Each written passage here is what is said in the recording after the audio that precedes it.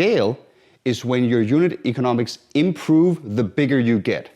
So these are the three types of scaling that we're going to work with, and they each affect this CLTV, lifetime value over CAC formula in SaaS. So this is the first type of scaling that was developed. I own a car manufacturing plant, and the first Tesla I built will cost, I don't know, $1 billion to develop, but the nth Tesla I built will cost way, way less, making it profitable for me to sell them at scale. Then this came along, value scaling, with, I think the first famous example is radio and telephone. So the first guy owning a telephone, worthless to him. Then when number 2 person owns a telephone, they can call each other.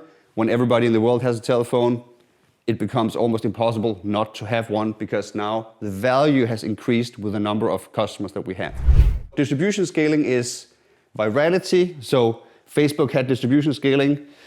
You know, I went on Facebook, then I told all my friends to go on Facebook, they told all their friends, and suddenly everybody was on Facebook. So it took a lot of time to get the first users onto Facebook, but it took not a lot of time to get the last 100 million users onto Facebook.